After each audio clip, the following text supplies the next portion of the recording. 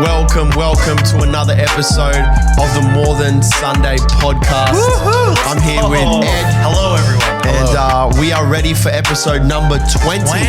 We made it. Number 20. Two tests. Yes, 2 tests, been through twice. And we're about to get into our third. Oh, yes. And so episode 20, we are so excited you guys are joining us, watching on YouTube. Yes. Like, subscribe. Dude, shout out to everyone, all the new followers, man. Yeah, dude, we got TikTok 205. Dude, let's go. Which is really cool. We didn't even realize we got over 200. Yeah, man, that's awesome. So that's awesome. Thank you guys for following, subscribing. YouTube 132. Yeah. And we're on the road to 100 on IG. Come on Instagram. If you don't follow us on Instagram, follow us. If you haven't shared anything on Instagram, share it around. That'd be amazing. We want to reach more people for Jesus.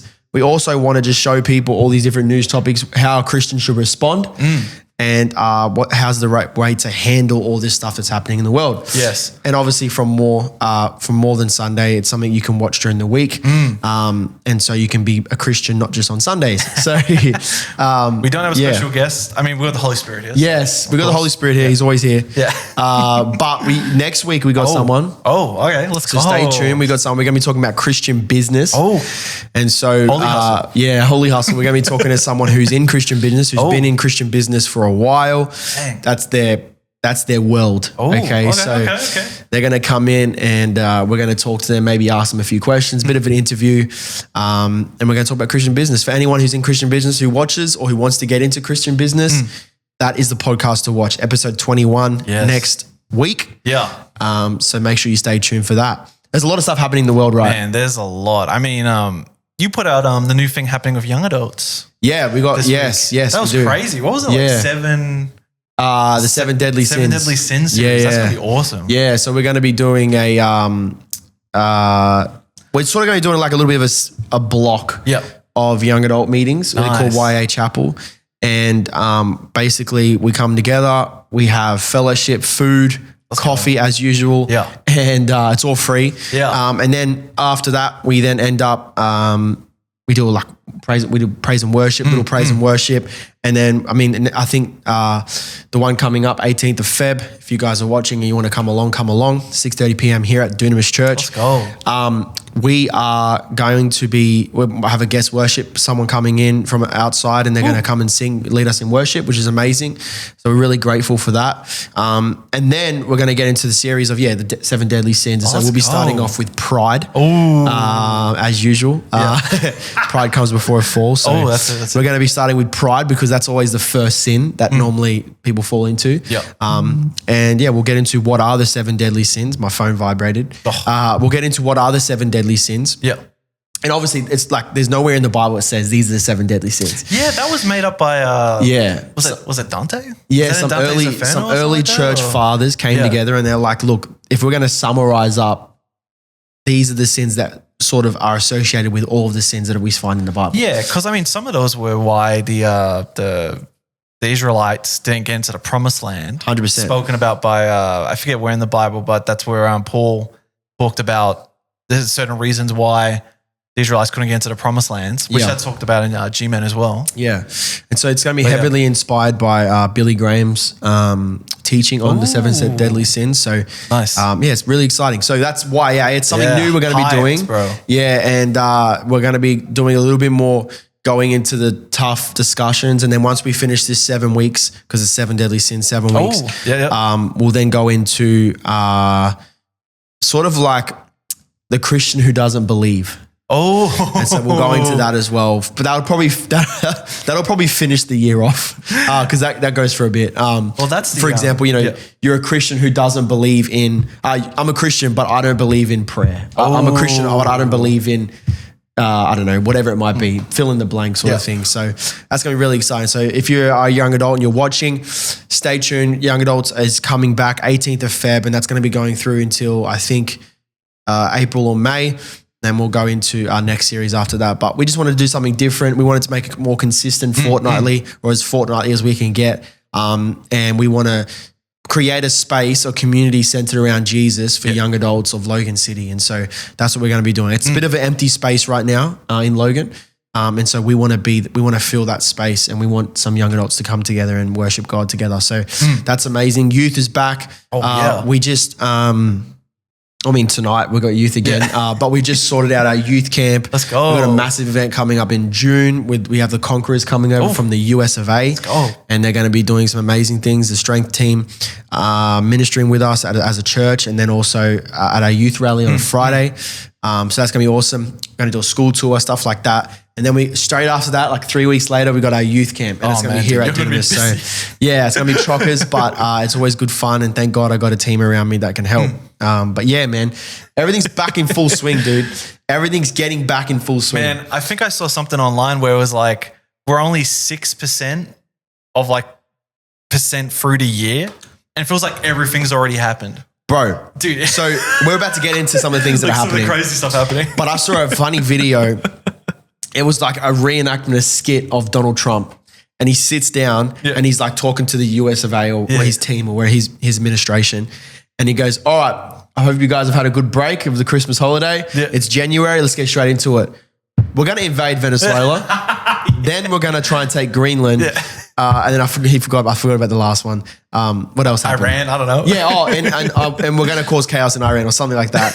And so he goes, and then the guys, it's going to be a busy year. He goes, yeah, that's only January, so get started. So 1 month into the year, oh my gosh, we've got everything's already obviously in the US is in the middle of everything right now, specifically a man named Trump. Yeah. And then we also have some stuff happening here in Australia. In Australia, man, so much has happened over the last couple of days. Dude, a lot of controversy. I mean, we're almost like, I don't know, we've just got the left versus the right. We've got, it's sort of a split between in our nation, right? Yeah. And so we got things are falling apart. Well, it's like when they saw what was happening in America, and I was like, let's just go through all of our political struggle in the first month, get out of the way too, and let's just copy them as usual, right? So, whether it's us copying them or maybe them doing it to us, I don't know, but there's definitely some things happening. Shout out to the CIA. Yeah, shout out to the CIA. And Ed would never kill himself. Yeah. Neither would I. So yeah, anyway. But yeah, so look, we've got, obviously, we'll get into it in a second. We've got the hate speech laws come in. Yes. Okay. And Ed's got a bunch of stuff he wants to share on that. There's so much to talk about. And that's a massive bill that's just come in. And passed. To Parliament. Yes. And passed in Parliament. And almost rapidly. Yeah, right? very fast. Very fast. I mean, first it was going through, and Ed's about to share about all the details, but first they tried to pass it. Yeah. Didn't go through because there was obviously opposition party didn't agree. Yeah, some stuff of the like this. They wanted to fix some things. Yeah. They go away almost overnight. Yeah. And then all of a sudden it comes out that the bill's been passed. Yeah, the bill's been passed. So a lot of people are saying some backroom deals have happened. Yeah, something in the background. Under the table. Yeah. And then some people saying, others were left out, didn't feel like they were informed enough. Yeah. Other members of Parliament. And then we just have like this, the public. I mean, look, I'll just say this. Whenever I see a post from, it includes about Anthony Albanese, our Prime Minister, shout out to you, bro. Anthony Albanese, or whether we see something about, I don't know, some other member of Parliament, you look in the comment section, bro, and they are getting cooked. Yeah. Like I'm talking every single comment. It's probably my algorithm, but also it's like 5,000 comments, bro, and dropping it on, dude. They're calling him names, all these different things. And I'm just like, bro, like, dude, it almost feels like, and it, like I said, it's probably my algorithm. Yeah. It almost feels like everyone hates our government. Like all the people hate the government right now. I mean, look, we've always hated the government, but as Aussies, that's Australia. It's like we always make fun of politicians, is what we do. But like, it's almost like 100 times worse. Yeah. And it's probably the comment section, to be honest, because everyone reads the comment, even the politicians. I mean, Albo said that the other day. So like, all these different things. I just think, man, it's a bit of a split. Yeah, well, that's the culture of Australia. Like 100%. We'd rather just put some steaks on the barbecue and talk about sport. Exactly. When Australians have to be reminded or have to be like subjugated to politics, it's like, I hate this. Put the rugby back on. Yeah. Like, yeah. I just want to put some steaks on the barbecue. Yeah. Like, why do we have to discuss this? Yeah. And that's what it feels like. It's like for a lot of Australians. It is, bro. And now it's like we're forced to talk about it. Yeah, we're forced to talk about things, and like, because obviously the tragedy of Bondi, we're forced to think about things, bro. Like we don't want to think. We want to think about the cricket. Like we literally just had the Ashes. Like we want to still talk about that. We're about to head into another season of NRL, bro. Like what's all we care about? I mean, it's all I care about. I'm waiting. I can't wait for my feed just to be flooded with it, right? Yeah, with highlights and stuff. Yeah, highlights and games and stuff. So like, it's like Aussies naturally, we love our sports.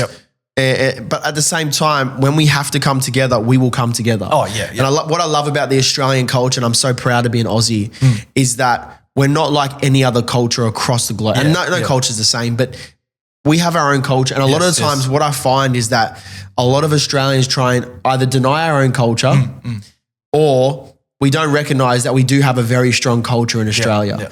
And just because we're obviously the way our country was formed, sort of we forget the fact that, no, we have a very strong culture here in Australia. The fact that there's fires happening or happened in Victoria, I don't know where that's at right now, but there's fires in Victoria.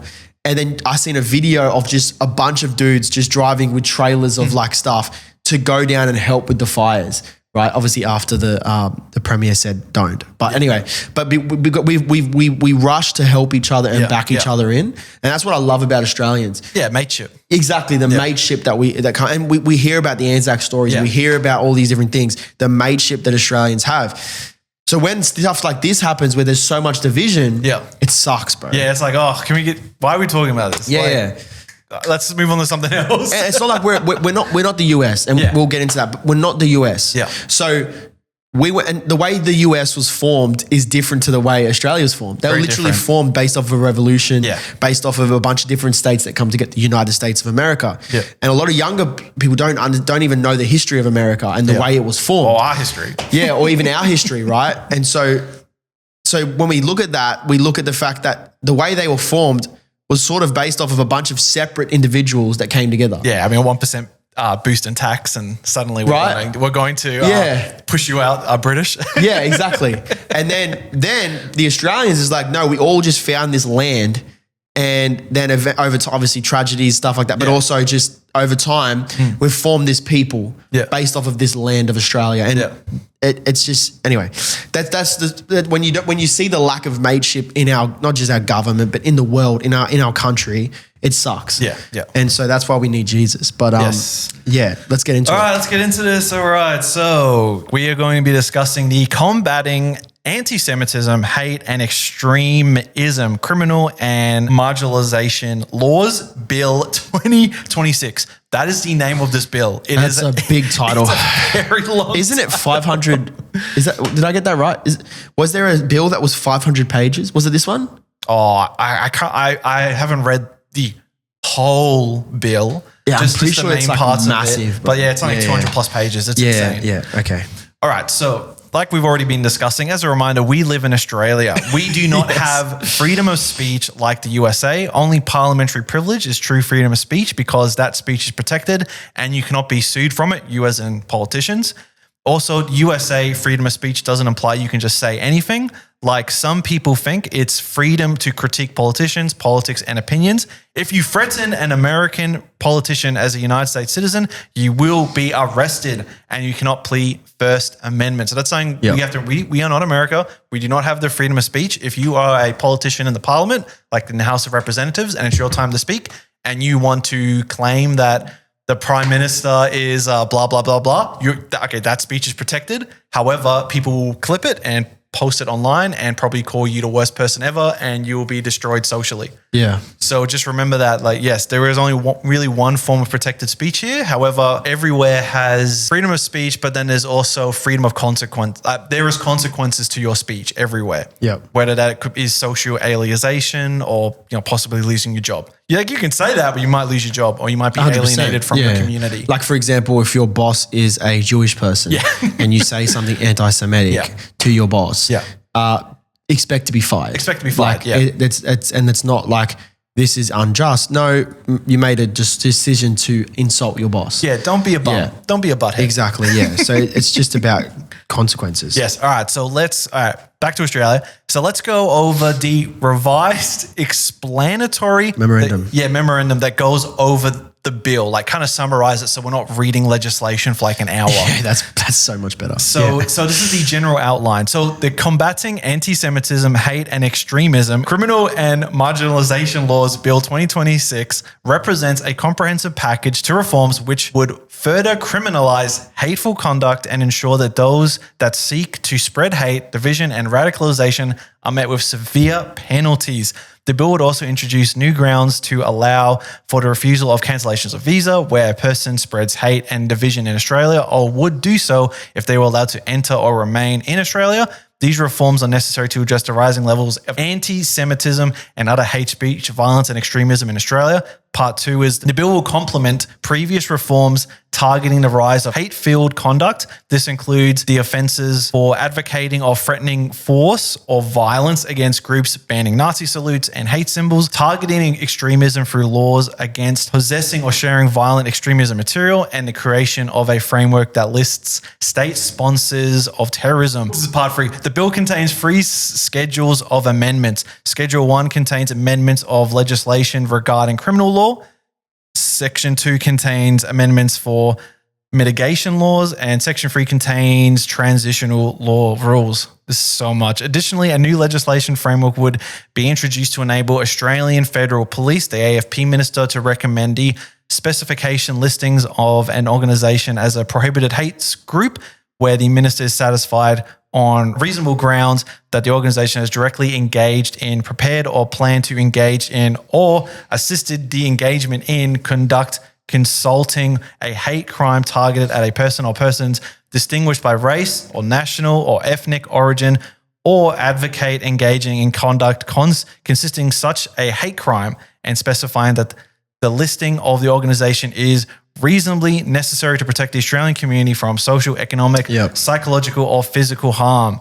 Yeah, dude, there's so much. A lot. And then this is not the bill. This is the summary of what the purpose of the bill is. There is a lot. I guess to take a moment to just catch my breath, I think one thing that was surprising reading the outline is like, I thought we already had this. I thought so much of this was already especially in the migration, the migration laws. Like it says here, it obviously affects the migration laws, but then it says the Migration Act to exercise their discretionary powers to refuse to or grant or cancel a visa where the minister reasonably suspects that there's a person, blah, blah, blah, and it goes on from there. And we've seen that before. I think, wasn't it Candace Owens or something like that? Tried coming in and her visa was denied or something like that. Obviously reading it's a good thing. Yeah, so far this isn't bad what it's doing, but we'll get into like the part where it's like. And there's also worries as well. Yeah. Like there's a lot of worries, even just after reading that little at the start. Yep.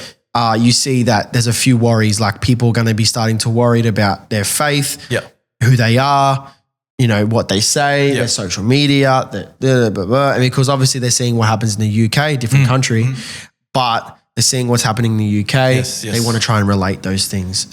So the new grounds will enable the minister administering the Migration Act to exercise their discretionary powers to refuse to grant or to cancel a visa where the minister reasonably suspects that, so reasonably is very important here, a person is or has been a member of an organization that was at any time the person was a member of the organization, a terrorist organization, state sponsor, or terrorism or prohibited hate group.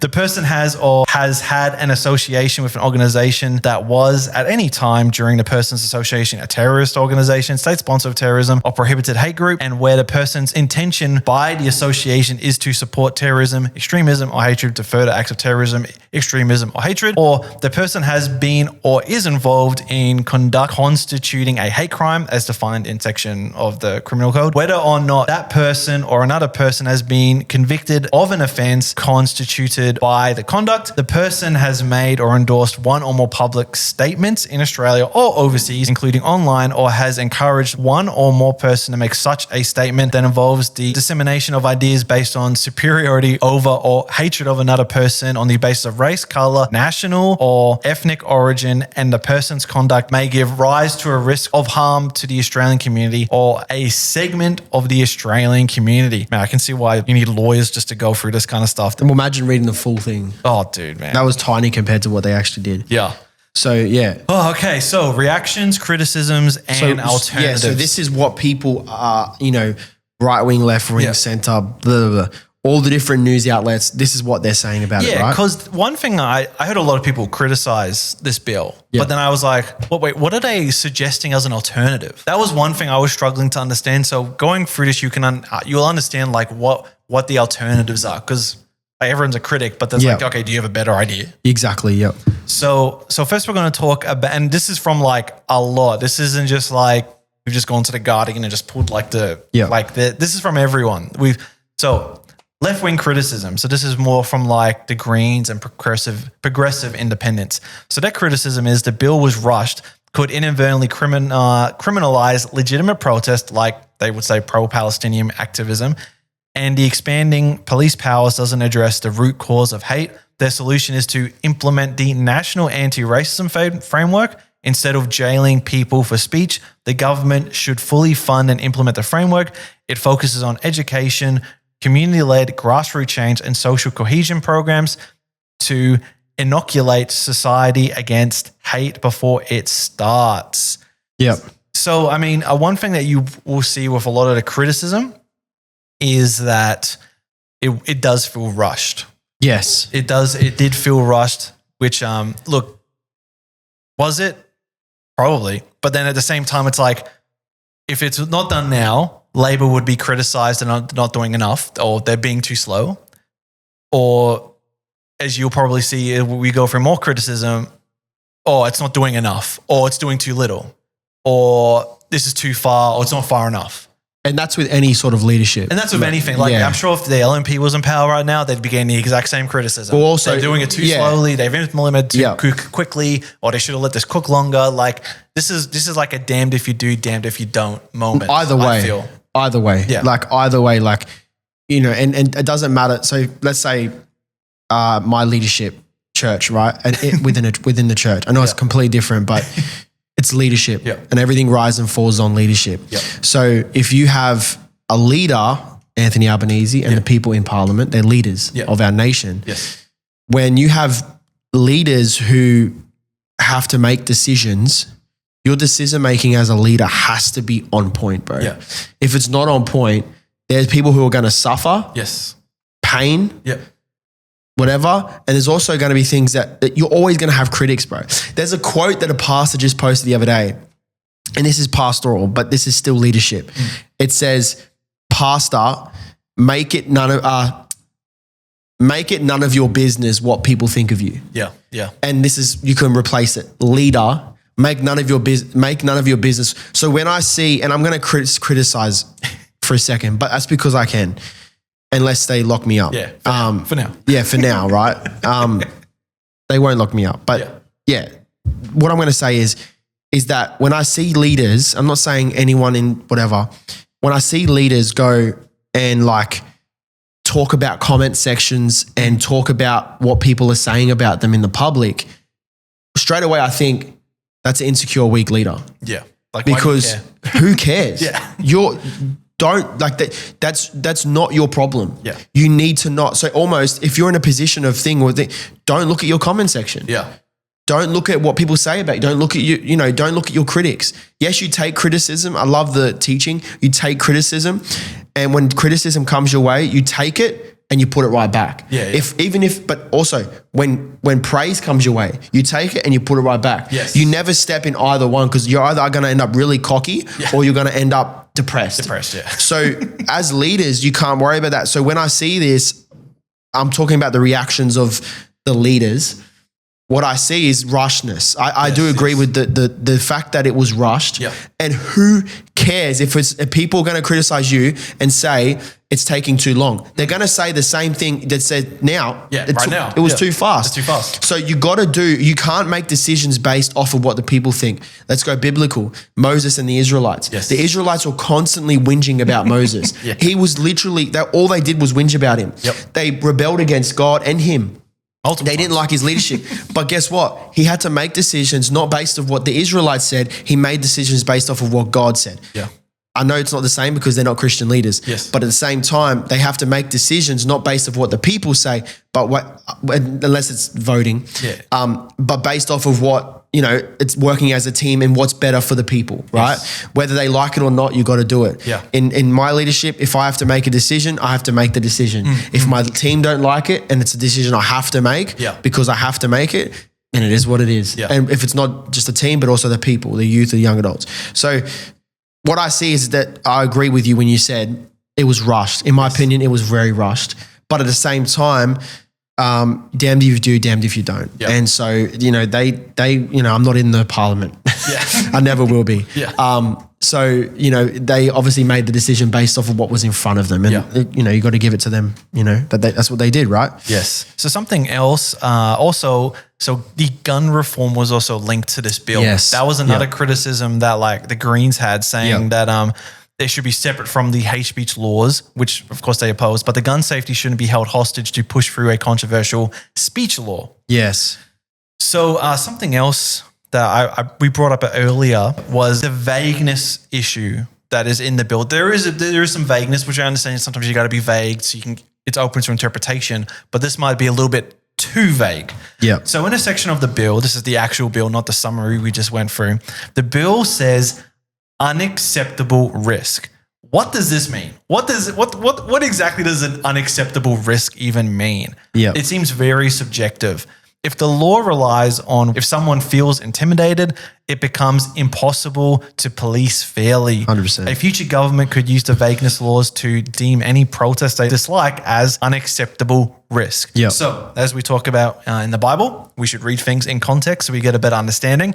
So this is from the actual bill. This is section 79. Yeah. An organization would advocate engaging in conduct constituting a hate crime if the organization counsels, promotes, encourages or urges the encouragement in conduct constituting of a hate crime, or the organization provides instructions on how to engage in constituting a hate crime, or the organization praises the engagement in conduct constituting a hate crime or conduct that would be considered a hate crime if engaged in Australia in circumstances where there is an unacceptable risk that such praise might have the effect of leading a person, regardless of the person's age or any mental impairment that the person might suffer, to engage in conduct consulting a hate crime. It'd be interesting to see how the court interprets unacceptable risk. I mean, if Jake was to, or even me, we say, hey, make sure you go to protest these abortion laws. Yep. Is that an unacceptable risk yeah. that we are praising to do something because the current government is pro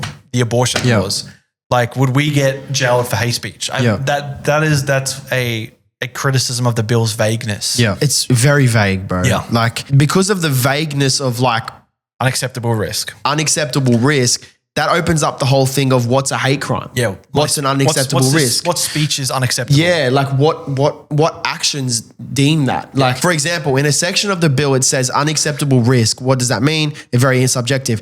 If the law relies on whether someone feels intimidated, it becomes impossible to police fairly. I 100% agree with that statement. Yeah. Because it's based on someone's feelings, which we see that very common amongst certain groups of political groups, right? It's all about feelings, right? So it depends on how they feel. Yep. So the problem I have with that is that someone can accuse someone and there can be allegations towards somebody because that person felt as though they made them feel like this and they felt like this, and so that's why they're wrong. Yeah. Yeah. And so it's based off of feelings, and that's something that I just want to point out for a second. Yes. When it comes to unacceptable risks, what deems an unacceptable risk? Well, kind of how does it make them feel? Yeah. And then that goes into a whole nother can of worms. Yeah.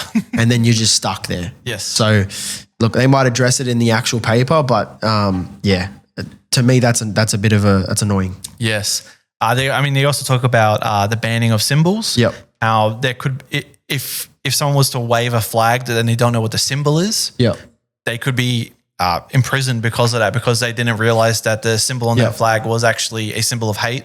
Yep. So there's something else to think about. Mind you, I kind of feel like it's common sense that if you're going to support something, you should be aware of what you're supporting. You should know what like you're... the symbols as well, 100%, like all that. yeah. Like, I mean, even in Christianity, some people will use a image of an Orthodox cross and not really understand what the difference between the Orthodox cross and the Christian cross is. Yeah, 100%. And it's just like, there's a difference. The Protestant cross, right? The Protestant cross versus the Orthodox cross. And then you also have, and like for another one in Christianity is like rosary beads. Yeah, like what does that mean? People will grab the rosary beads, or they'll get a tattoo, or they'll wear a shirt, or they'll wear one, right? And then they don't even know what it is. Like, what does that cross mean? What is that? You know, so you have that as well. So I feel like that's pretty like like I'm not against the you banning should of just symbols. be common sense. Yeah, but that's also common sense. Like, don't hold up something. Well, we seen last year there was protests and people were holding up the ISIS flag. And this is all assumption, but you could basically tell they knew what they were holding up they knew what because they were holding. who was attached to that, and they had a background, right? But there's some people out there protesting, they don't know what that is. They don't know what they're holding up. Yeah. So they don't know who they're marching with. They don't know what they're holding up. So that's why it's important to use common sense to know what you're supporting. Yes. And I always make sure I'm like, what I find is funny is like, say if I'm doing something, I work a lot on, design, graphic stuff like that. And so something I'm always having to look up is like symbols, logos and stuff like this. What is this? Where is this? The history, origins. I go origins because I think that's the original meaning of it. You have to chase it down. Yes. So it's common sense. All right, so let's go through what the LNP's criticism was. So initially, the Liberals called the bill unsalvageable due to concerns it would stifle free speech and religious freedom. The Liberals were able to force Labor to drop the racial vilification clause from the final bill. So the criticism ended up just watering it down, the current version of the bill, while keeping the bans on hate groups like neo-Nazis and the gun buyback elements. So I'm sure you're wondering why I've said Liberals and not LNP, because of the major news that happened where the Nationals have split, and it was from the Liberals, once again, it was because of this bill. So in this next section, the Nationals and One Nation perspective, this is what they had to say about the bill and what they would rather suggest. The Nationals and One Nation viewed the bill as government overreach and a mess that punishes law-abiding citizens, especially gun owners. Their argument was largely that Australia already has sufficient laws to deal with threats and violence, and the government should focus on better enforcement of the current criminal codes rather than creating new thought crimes or restricting firearm owners who had nothing to do with the Bondi attack. If a group is actually inciting violence like ISIS, it is already illegal. The government should focus on using police and intelligence resources to enforce current laws rather than creating new thought crimes. Another criticism is that it would cause a Streisand effect. Banning groups like the National Socialist Network, neo-Nazis, might actually give them more ammo to make them seem like rebels, attracting more young men to them. Online radicalization is a real thing. Punishing people here doesn't stop them from watching extremist content from overseas, like Nick Fuentes, that radicalized them in the first place. And we know that doesn't really work when you try and limit these people, because Nick Fuentes has been banned off of so many platforms, but he's still one of the most popular men in the world today. So it doesn't really work. Obviously, the split between the Nationals and the LNP. Yeah, for the Liberals. The Liberals.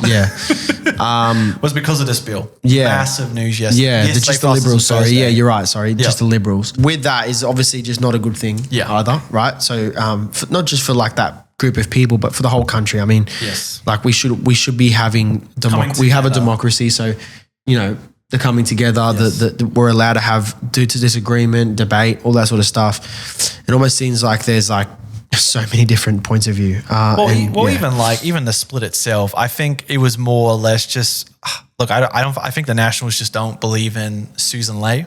Yeah. I think they just use this as a leadership issue. Yeah, the leadership issue. And even though the Liberals have said that no, she's going to be the one to take them to the next election, I don't think the Nationals have much faith in her leadership. Yeah. So they're trying to force the hand of the Liberals to, you need a better leader. Yeah. And if you're not, then we'll split and we'll do our own thing. Yeah. Because another thing someone brought up was that One Nation is starting to get more popular in national seats. Yeah. So the Nationals separating themselves from the Liberals might make them look more stronger in their seats, so people don't associate Nationals to the Liberals. Yeah. And seeing that, you just gave in to take away the free speech from us. nationals. So we're going to support one nation. But then national goes, oh no, we've got nothing to do with the Liberals, man. See, look, we split from them. So you can keep voting for us. Yeah. And then at the next election, the nationals might just team back up with Liberals. Yeah.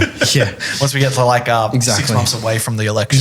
Yeah. We got one more group to go through. So this is from the Civil Liberties and Community Groups. For example, the Jewish Council of Australia and Liberty Victoria. Interestingly, some Jewish community leaders and civil rights groups opposed the bill, fearing it would actually make things worse by driving hate underground, which we've already talked about. They suggest social cohesion over criminalization. Instead of giving the Minister of Home Affairs the power to unilaterally ban groups, they suggested investing in programs to build trust between communities. They wanted the laws to be more specific, only criminalizing hate speech that directly incites violence, to prevent the laws from being weaponized against religious teachings or political criticism. Final thoughts, Jake. Will Christianity be banned, targeted, outlawed in Australia? What do you reckon? Are we going to be in prison by the end of the year because we're Christians?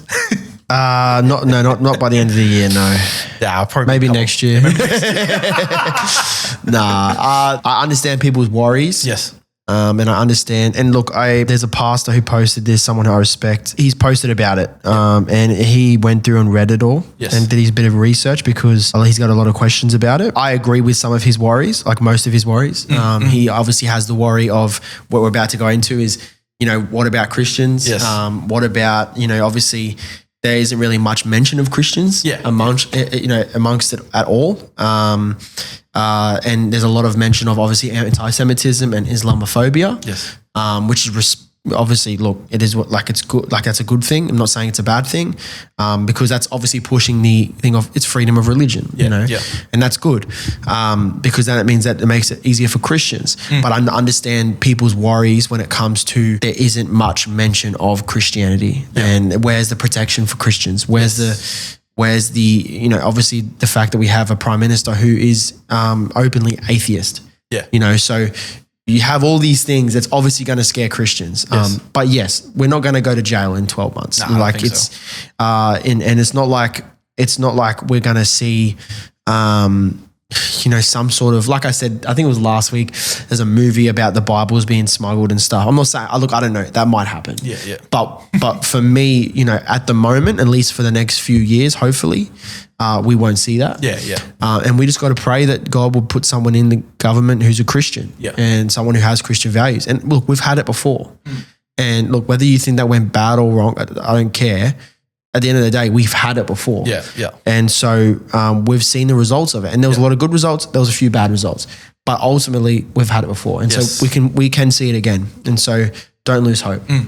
But we're not going to go to jail. So look, no, I don't think we're going to go to jail. We are not America. The separation of church and state is very different here in Australia, and there is more than one religion here in Australia. If the government targets Christians with this, even though Muslims would probably be happy at first, but then the dread would sink in and they would probably be next. Lastly, I see a lot of people saying, I wouldn't be allowed in Australia with these laws, or it'll be impossible for me to be on social media without getting banned or jailed. People will rally behind these people, hold them up as free speech activists. But then when you spend 1 second looking at these people and then you find out they are the most racist, sexist, and anti-Christian people. So if you see people saying things like this bill will get me jailed, spend 1 second looking at their account and you'll find them saying something truly horrific and probably demonic. So look, I'm not afraid of this bill. Jesus is always on the throne. He is always in control. If I end up going to prison, again, I'll just be spreading the gospel in prison. It's not going to stop me from being a Christian, from spreading my faith. We can spread the gospel and still follow the laws of hate speech. Like, don't be mean. Hot take, don't be rude when you share the gospel. When you share the gospel, would Jesus say it like this? But every time Jesus had to answer the rabbis, he did it in like a very intelligent way.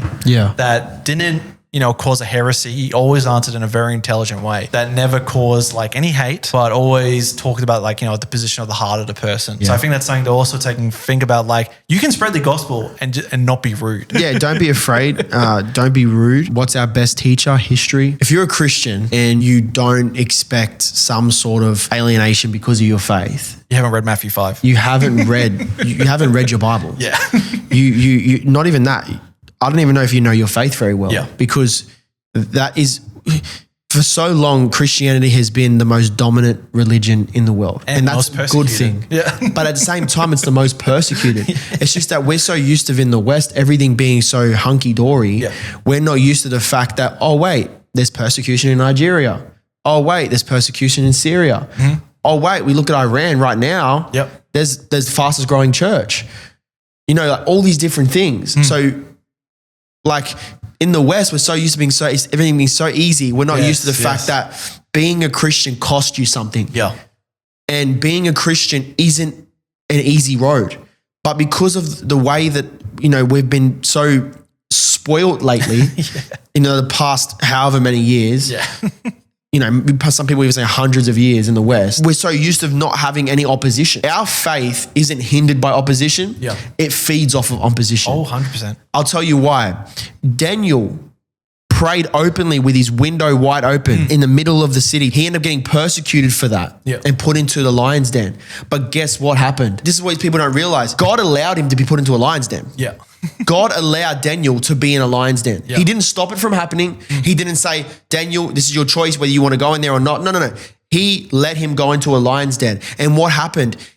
Daniel had faith and his faith rose to another level and we saw a miracle. Yes. He walked out of that lion's den unharmed. Yeah. So our faith doesn't be hindered from opposition. It feeds off of it. Think about when you go through a trial in your life. Chelsea and I just went through a trial.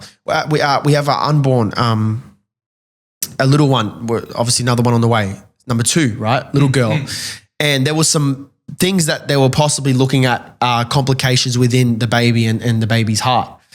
And we were pretty scared, pretty worried, you know what I mean? And so we asked for prayer, we prayed and all these different things. But at the same time, there was this thing that rose in me and I get goosebumps talking about it. There was this thing that rose up in me and was like, let's go. Yeah, let's do it. There was this adrenaline rise that was like, bro, I can't wait. I can't wait for this baby to come out and me to be able to testify and tell everybody else that there is a call of God on this baby's life. Chelsea and I feel as though this girl's going to be a preacher, right? And we feel as though Charlotte is going to be a singer. And so, because Charlotte has a gift with music. But we definitely know this next one, hence the name that we've got as well, is she's a preacher. And so we believe that with our whole heart. And so that when an opposition comes in the way of the little one or whatever, we're like, let's go. Let's go. We can't wait. There's a faith that comes, right? And there's this gift of faith that God gives us. So when opposition comes, David and Goliath, there's this faith that rises up. It's almost like you get a little bit G'd up, this Aussie term, but you get really like swelled up, hyped, and you're like, let's go. Because that's what faith is. Faith is when you see something that is opposition. Our gospel faith, the gospel, doesn't see it and hide and run, but we see it as an opportunity and we rise up and we feed off the opposition. That's what the gospel is. It feeds off of opposition. You can read about so many stories in the Bible where faith is encountered with opposition and it rises to another level because that is the faith of Christ. That is the faith in Jesus Christ. You read about the history of the early church, the persecution that they faced in the book of Acts, in any of the early churches where you read about where there was constant persecution. I mean, the way that the apostles and the disciples died is a proven fact that was opposition, that they were persecuted and they were hated because of their faith. But guess what? The church grew more than it ever did. And we've never seen a move of God like we've first seen it because that was the foundation of the church. And the church was born out of what? Opposition. It was born out of what? Persecution. So we got to understand as Christians that we're so used to everything being so smooth, easy going that whenever opposition comes, we get scared. And guess what? Pastor Sean calls it paper mache Christians. When they see opposition, they see it as, oh crap. I can't face this. I can't do it. Yeah, you're right. You can't do it. But we serve a God who can. And we serve a God who can do the impossible. The Bible says with man, it is impossible, but with God, it is possible because that is the God we serve. And so you can do all things through Christ who gives you strength. Through Christ who gives you strength. So we have to understand that. And something that I want to encourage Christians right now with this new hate speech law, I want you to understand something for me. Understand that the gospel is not hindered by opposition and the opposition doesn't hurt the gospel, but the gospel feeds off of opposition. And we see the greatest moves of God when there is opposition. And so we are constantly, in the spiritual, there's always been opposition, but Christians in the West, we are so used to everything being so smooth that when we see opposition, we run and hide and we go weak and we scream and we cry. But we need to stand in face of opposition and say, this is an opportunity for God to do something great. And so this hate speech laws, look, the ins and out, everything like that. Yes, I have concerns. Yeah. Yes, I'm sure every Christian has a concern. I'm sure there is ordinary people who aren't Christians who are out in Australia who are concerned. Yes, there is concerns. But at the end of the day, we don't conform to our concerns. We don't conform to the pattern of this world, but we be transformed by the renewing of our mind. Yeah. And so we have to understand that as Christians. And I love the fact that we can speak openly about it. We can critique it. We can do these different things. How long that lasts, I don't know. But at the same time, we can do it right now. And so do it, read it, go through it, see what you understand. Yes, address your concerns, but don't conform to your concerns. And understand that God is still greater. Jesus is still Lord. Jesus is still King. Nothing can stop the gospel from spreading. What are you worried about? We've read it in history. Yeah. History is our greatest teacher. We read in history the moves of God, the revivals, the things that happen when we choose to let our faith rise instead of die. Yeah. God is still King. God is still Lord. Jesus is still Lord. Jesus is still God. And this is the world we live in. Yes, there's going to be persecution. There's going to be opposition. But we serve a greater God. Yeah, 100%. Amen. Moving on to other things. Oh, huge topic. Yes. Finally, let's go into something Geopolitically, right? doesn't affect us yet. Yeah, yet. So unless Trump wants to invade Australia, You never know these I just days. had to chuck it in. Yeah, you never know. Yeah. So Greenland Greenland and the US is not green. It is snowy. white. It is ice. I always found that Iceland is funny. green. I always found that funny. Yeah, I always found that funny. Anyway, they need to change names. Come on. So Greenland and the US, obviously there was, look, people say deal, people say dispute, people say argument. I don't know. People say Trump just doing his thing. I don't know. Look, I think this is what's happening. Let's go through it. Let's talk about it and let's see how it affects not just us, but the world.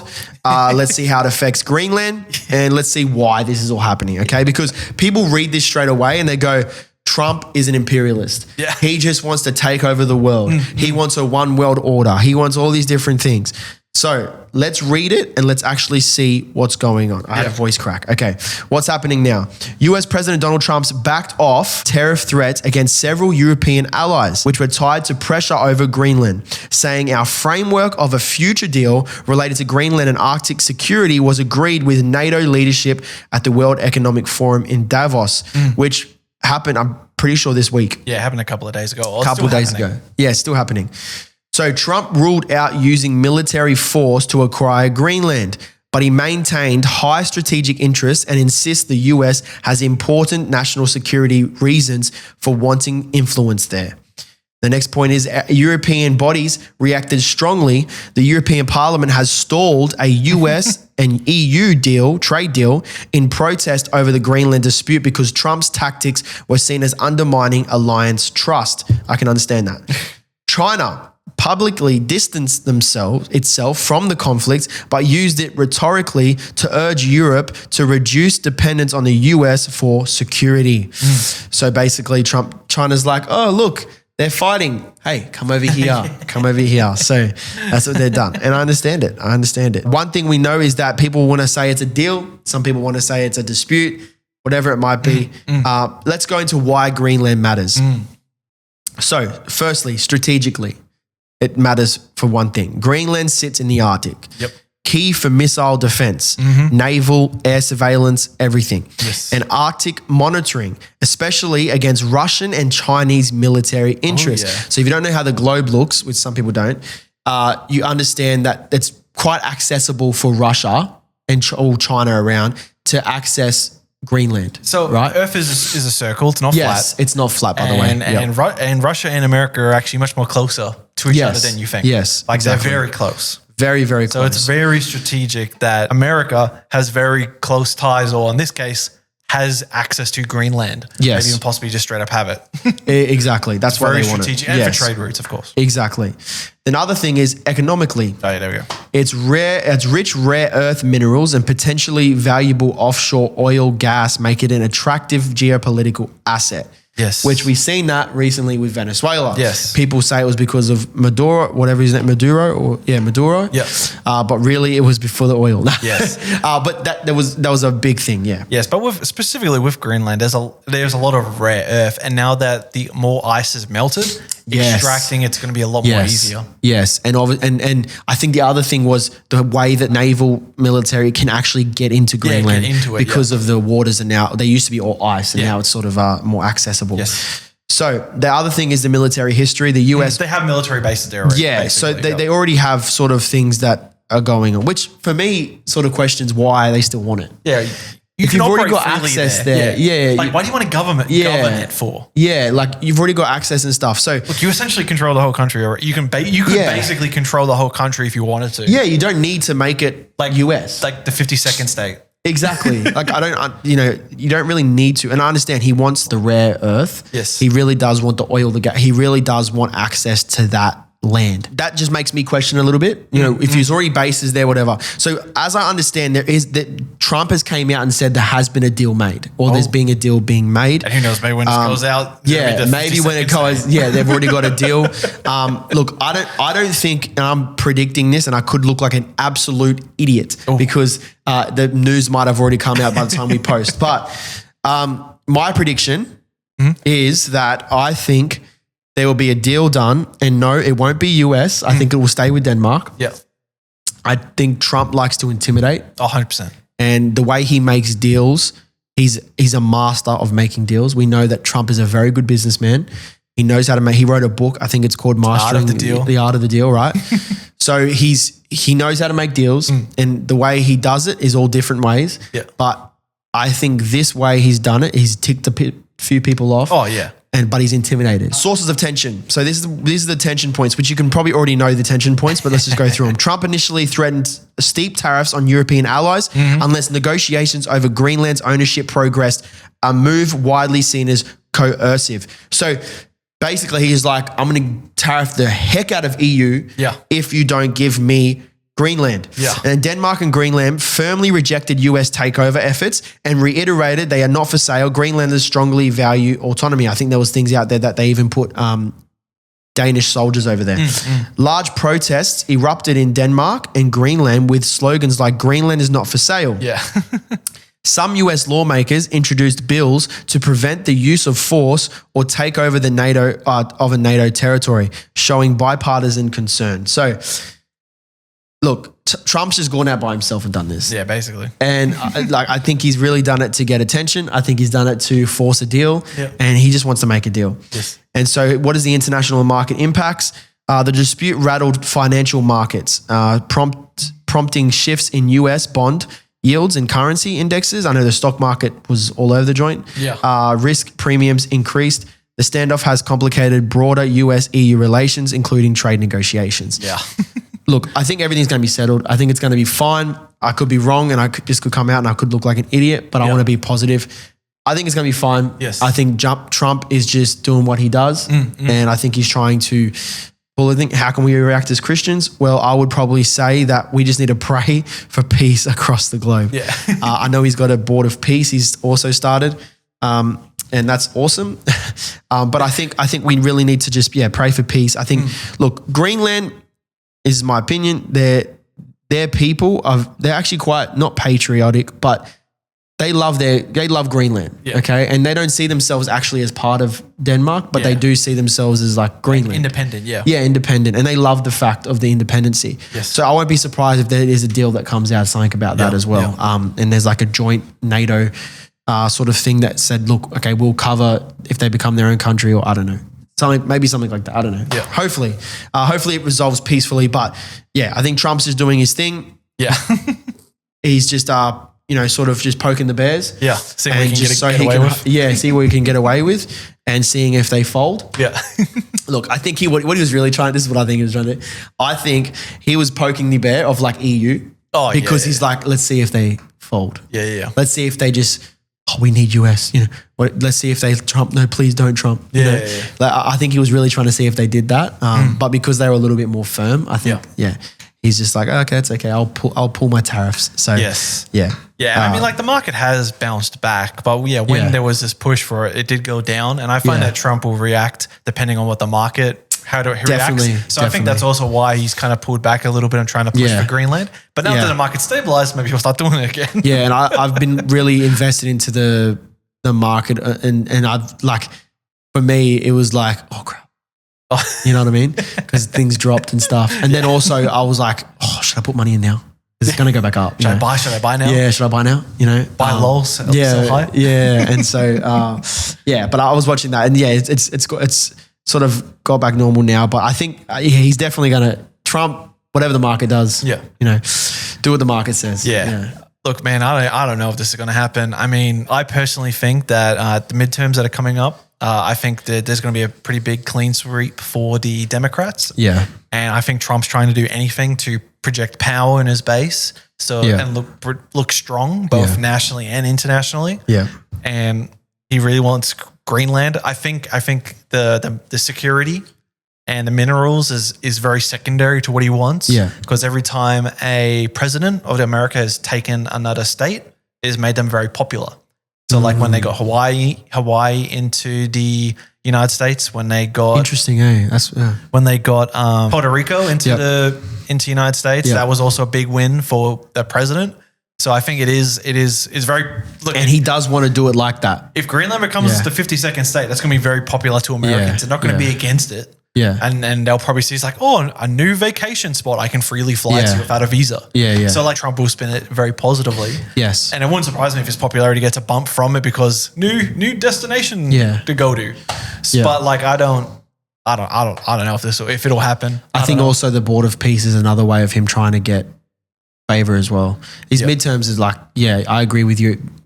It's going to be a clean sweep. I mean, there's already been predictions, and it's like, dude, I think Democrats they're gonna pump him, bro, and then they'll control the House, the lower house, and then it wouldn't surprise me if they try to get Trump out as the president. We'll see what happens. See what happens. Hey, it's very entertaining, of course. That's why we like to talk about American politics, because it's very entertaining. Yes. Yep. And why we don't like to discuss Australian politics, because it's very depressing.